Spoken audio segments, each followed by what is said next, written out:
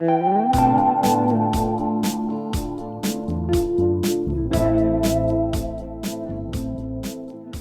I'm Gregg, and this is The Compulsive Storyteller, a series of short personal stories where we explore the idea that truth can be stranger than fiction. We've got an exciting new segment on today's episode. One of our listeners, Tony Bosnyak, sent us a story that we're going to play for you after the episode. It's about his chance meeting with one of Australia's most notorious killers. Stick around after my story to hear his.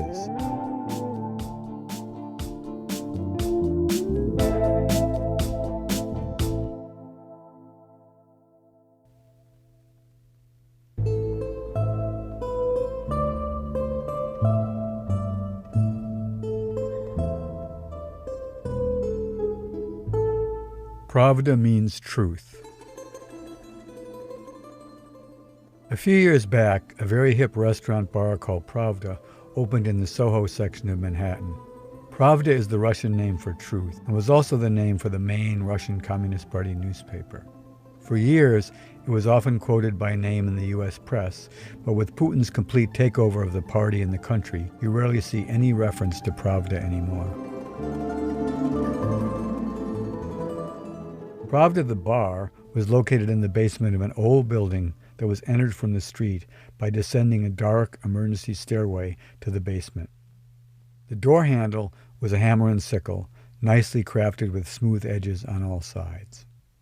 Inside, the interior ceiling was a series of broad, low, tiled arches that looked like those you might find in some older European subway stations. The bar was immediately to your left after 3 steps down, and then the room spread out into the dining area. On one side of the dining area was a grand staircase with broad steps at its base that narrowed as they ascended to the cigar bar and bathrooms above. One night I was there with a male friend of mine to have drinks at the bar. This was back when Pravda was a hotspot. Most new clubs in Manhattan have a 3-year arc. They start out being the place to go for those in the know, celebrities, power brokers, hipsters, and the like, with a gatekeeper and a bouncer on the street who have a list and an attitude, letting pass only those who are well known or on the list or are beautifully dressed, beautiful women who can only add to the allure of the place. I'd cultivated the doorman, so we got to proudly pass the crowd waiting behind the red silk cord and walk right in. Over time, though, such places get discovered. The rich and the famous move on to the next new hot spot, and the crowds become more pedestrian, with lots more suits and tourists who want to be cool. Finally, most places end up being filled with bridge and tunnel people, a snarky Manhattanites expression for people from Long Island, Staten Island, or New Jersey who come over a bridge or through a tunnel to get there. This whole phenomenon was perfectly summed up when Yogi Berra, the Yankee catcher, famously said, "It's too crowded, no one goes there anymore." After we'd had our first drink, I needed to use the bathroom, and as I ascended the wide staircase, a lovely, tall, long-legged, blue-eyed blonde, who turned out to be Russian, was climbing next to me. As we got to the top, and were now side by side, I noticed that the bathroom names were in Russian, so I struck up a conversation with her about which was which. She teased me, and she said she was not going to tell me and that I would have to figure it out for myself.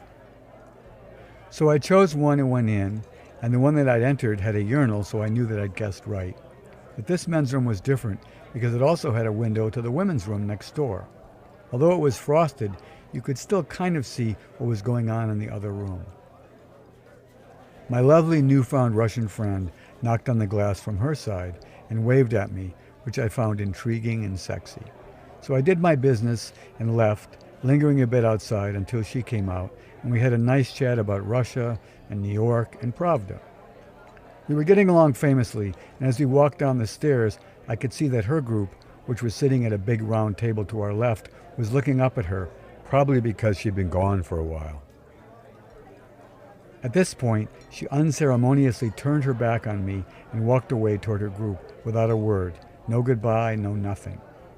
As I returned to the bar, I thought to myself that this was a bit rude and crude, but there was no shortage of such people in New York.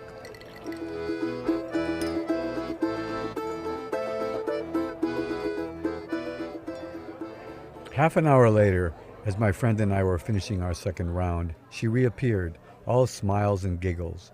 She put her elbow on my shoulder and leaned in on me, whispering a sexy, "Hello, baby, how you doing?" in her thick Russian accent. I said that I was fine and introduced her to my friend, and then she ordered 4 top-shelf mixed drinks from the bartender. When he walked over carrying a cluster of tall, variously colored champagne flutes, she looked at him and raised her hand over my head. In the mirror, I could see her pointing her finger down at the top of my head, meaning that I was going to pay for them. So I raised my finger above my head and shook it left to right, meaning that I wasn't going to pay for them. Then she looked at me and in a not-so-sexy accent said, "You cheap fuck." To which I replied, "Wow, you're a real piece of work." Then she tried to pick up the drinks, but the bartender stopped her and said, No, leave the drinks, get the money." My guess was that he'd had trouble with her before. She called him a cheap fuck as well. Just then 3 young guys in tight suits and ties pushed up to us at the bar. I guessed that they were from Wall Street. She grabbed the tallest, best-looking one by the necktie, reeled him in close, and said, "Give me a kiss." He proceeded to give her a fairly long kiss, much to the amazement and jealousy of his 2 buddies, and then she said, "Buy me some drinks." Sure. He quickly took out his wallet and paid for the drinks. He looked like his head was still spinning from the kiss. She then wrapped both hands around the drinks and said to the bartender, my friend, and me, "That's how it's done." She turned on her 5-inch heel and was gone. While the Wall Street guy was pulling himself together, trying to figure out what had just happened, the bartender, my friend, and I all looked at each other, and I said, "Wow, can you imagine? Someday some guy's going to be married to her." Laughter all around. Then my friend added sadly, "Yeah, and the kids won't stand a chance." With that, the bartender concluded, "Ain't that the truth?"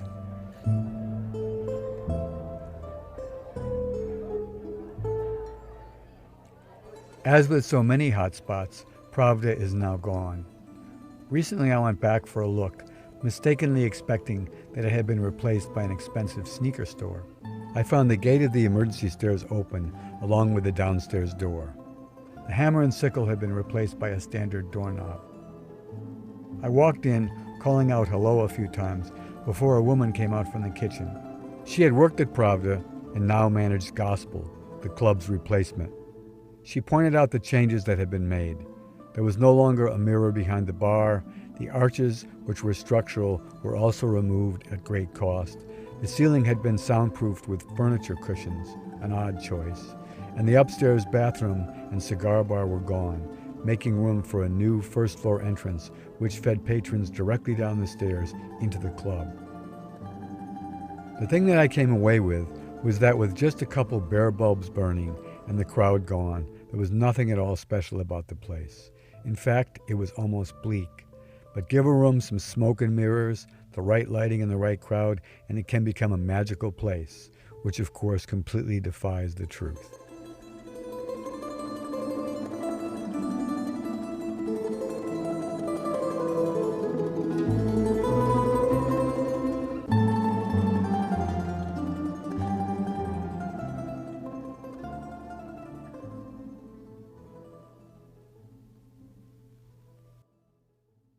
My name is Tony Bosnyak. I'm from Melbourne, Australia, and the story I'm telling today is about Clint and myself and our close contact, our brush with a mass murderer. We played in our high school bands and we used to rehearse all the time. We ended up playing in different places. We were always playing, we were always practicing our instruments and getting into all sorts of mischief as well. Usually, petty crime and sneaking out late at night and such things. But we practiced a lot and we got a pretty good sound. So we thought, you know what, we might try and form a little jazz combo. So Clint and myself, we recruited some of the other guys and we came up with a name. There was 5 of us, I think. And we were called Trade Spares, a name that we forever regretted. But eventually we had jackets with Trade Spares emblazoned on the back, so that's what we were stuck with. So the band was sort of at a low point, and our contact from the council, Dave Fellows, something like that. Really cool, relaxed dude. He called me up one day and he says, "Hey, I've got a singer. Would you like to meet with him?" I said, "Sure, fine." It felt like an important thing to do. Really, we weren't that interested. We were more instrumental, but it felt good to have someone who wanted to meet us. So that's what we did. Clint and I, the other guys didn't show up.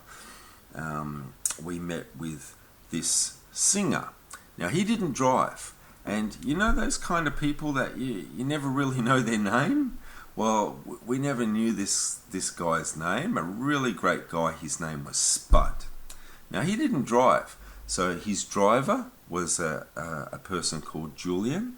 And we spent the evening, an hour or two, in this council facility. Spud and Julian's girlfriend, who we thought was very cute. So we could have sat there all night just talking with them and making eyes at her all night. Her boyfriend, however, Julian, he was in the kitchen the whole night on the phone, just going on and on about things all night. So after a brief introduction, he disappeared. Well, as the night went on, and we're saying goodbye, Julian finally emerges. Very serious looking chap. You know, imagine military type with a short back and sides, a buzz cut as it were, a moustache. Very slim. Wiry, but very, very slim.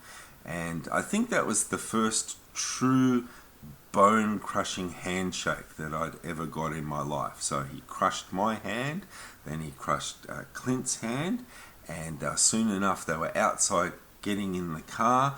Clint and I were looking out the window, waving, and my friend, he was really into cars, so we were yelling out to do a burnout. You know, spin your wheels, make some smoke. So we were telling him, and he had a really cool car for the day. It was a Holden Tirana SLR 5000, made popular in a very famous Australian car race, and by a very, very famous car driver. So he hops in his Tirana SLR 5000, does a little bit of a burnout.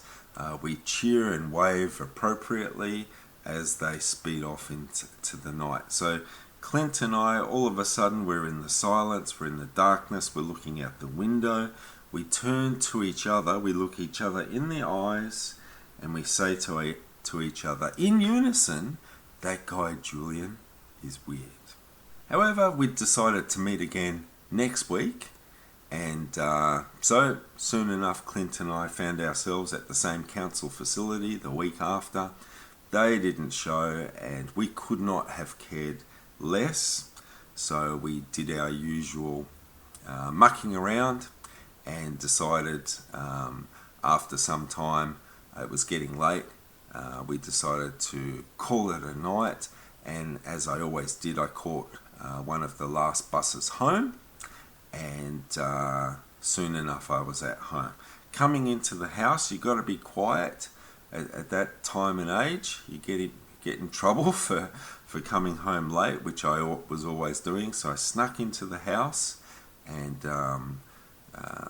getting ready for bed. The phone rings in the silence. Bang!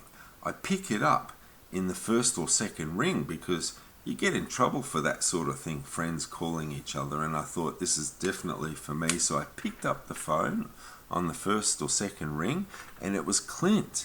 He's yelling down the phone, Tone, turn on the TV. It's Julian. He's killing people. After hanging up and turning on the phone, I saw what was unfolding at the time. It was Sunday, the 9th of August, 1987, and the Hoddle Street, Clifton Hill massacre had probably just come to an end at that point, and I think they were still chasing and eventually caught Julian Knight. And for years after, even to this day, I say that massacrer, Julian Knight, he was meant to be with us the night that he did that.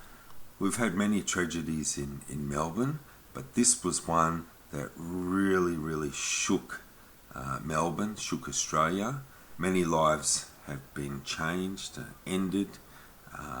For many of us, life was never the same after that event. Since then, I found out that Julian Knight had been booted out of the military, and there was a pending investigation regarding his behaviour at the military academy. And since the time we'd seen him till the shooting, he'd also blown up his car, doing burnouts, no doubt. He'd blown his diff, I believe it was. That's what happens to those cars and the people who drive them often.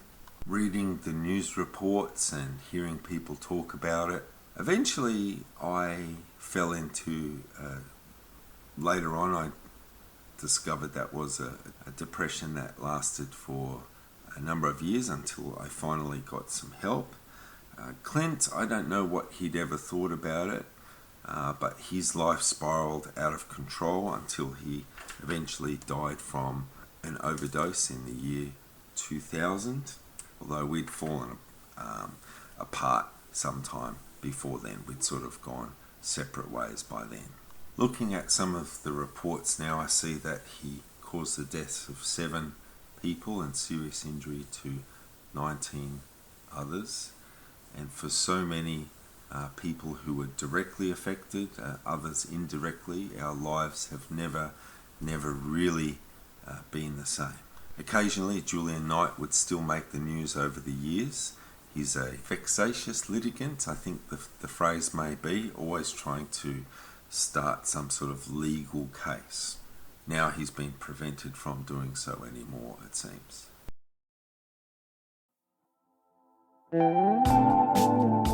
Are you ready to tell your own story on The Compulsive Storyteller?